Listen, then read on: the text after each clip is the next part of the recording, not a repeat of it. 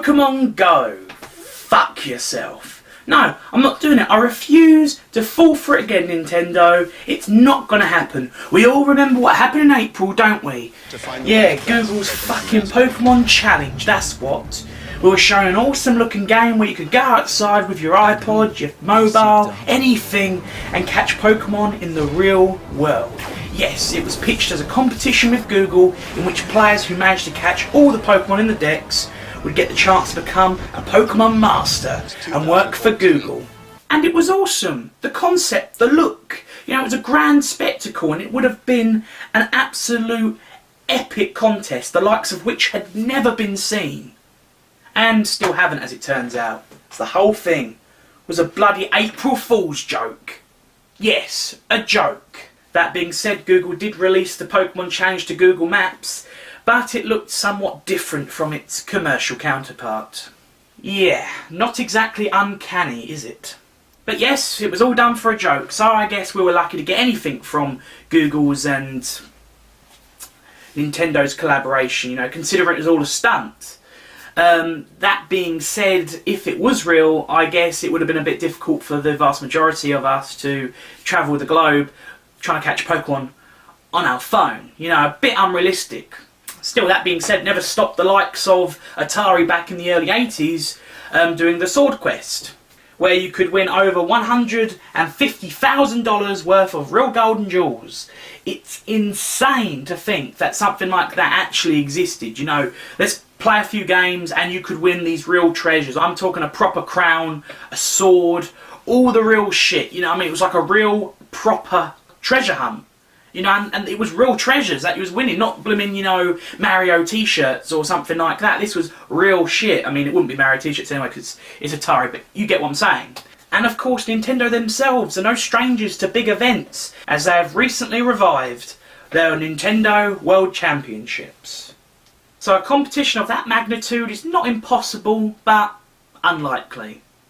And with that disappointment impregnated into my head, it's hardly a surprise that I've taken the latest commercial with a pinch of salt. Yes, I remain unconvinced by the latest Pokémon commercial. Pokémon GO is shown to look epic, a virtual battle between you and the world. The catching of Pokémon even matches that of the April stunt. Even the overall look is the same. And that's my problem with it. Although we get this awesome commercial, you know, the epic look of this commercial, we all know that we're going to end up with something very underwhelming and just overall disappointing.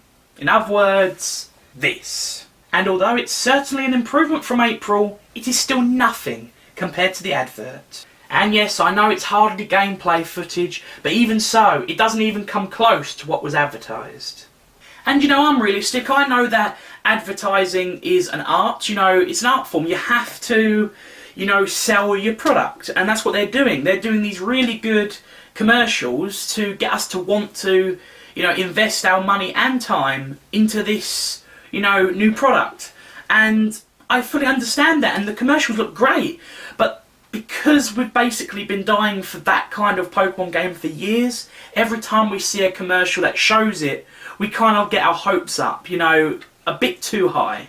And, you know, I'm not saying the technology isn't there, but realistically, yes, I don't think that kind of technology would be available on your phone when you take into consideration that stuff like that isn't even really on consoles yet. That being said, stuff like that wouldn't really work on consoles because you couldn't take your console out with you. So, you know, I don't know. I don't know everything about technology. All I know is that phones always seemed to be less superior than consoles because, of course, consoles is built for that, whereas phones are multi-purpose. But this day and age, it doesn't really matter. You know, computers are phones these days, so or phones are computers rather. So that being said, again, it's not impossible to think that we could end up with a game looking like, you know, what was shown in both of these commercials. But it is, you know, unlikely it's going to happen anytime soon, because like I said, even this commercial does show a little bit of gameplay footage at the end. It's only like 2 frames, but it's still showing us something that is completely different. So, you know, I guess in a way they could say, well, at the end of the game we did shoot, at the end of the commercial, sorry, we did show you what it actually would look like. But still, it's still a huge disappointment compared to the trailer and you know, the commercial. So, but like I said, I understand why they do it. I understand that they have the right to do it. A lot of people over-exaggerate. I mean, I remember the advert, or the advertisement, as my mum would say, where I think it was Zitra and Sarah Picasso, I'm not sure, but it would get up and it would dance around, you know, it was like a transformer. And you could say, oh, it's false advertising because my car didn't do that. My car didn't transform. But no, again, yes, you get away with stuff like that because it's obvious. But something like this, like I said, isn't that obvious. When you first see it, you're hoping, you know, you're holding on to that little bit of hope that it's going to actually look something, you know, somewhat like what we've been advertised, but it doesn't, and it becomes a bit of a disappointment. So I fully understand why they do it. It's just a shame that, you know, they can't give a more honest trailer because they keep giving these epic commercials and what we get at the end of it is just a bit disappointing. But still, high hopes for the future. They said they want to make this a huge event, so unlike the Google stunt, this is a real event. This is really taking place, and they're really trying to push this and hoping it unites everyone. And I'm quite happy to leave this, you know, pit of a bedroom and go out in the world and try and catch Pokemon. I'll probably look like a prat doing it, but, you know, if everyone else is,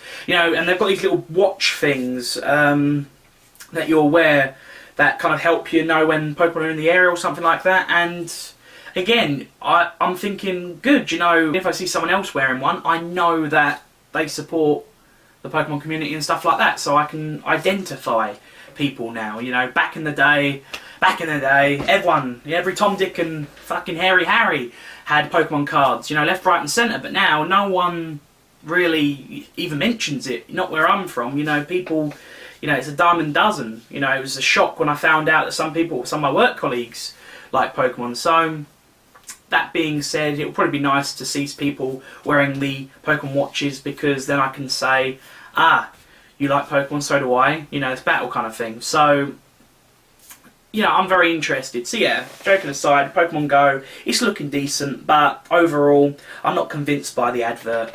I will have to just wait and see what happens in 2016 when it's released, because, like I said, at the moment, I'm not going to hold my breath. You know, I'm not overly excited for it. You know, like I said, I know I'm going to be underwhelmed by whatever it becomes because of this awesome commercial. So because of that, I'm just going to wait and see what happens. So yeah, that's it. So thank you for watching. Take care, and I'll see you later, hoppers. Goodbye.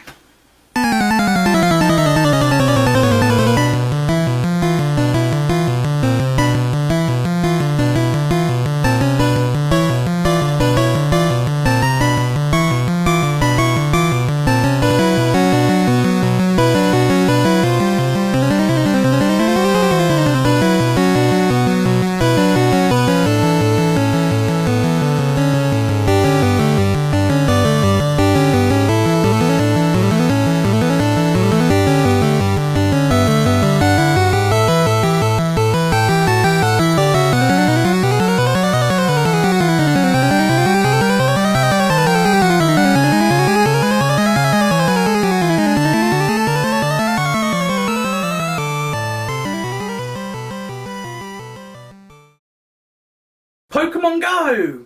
Fuck yourself. Fuck yourself. Fuck yourself. Fuck yourself.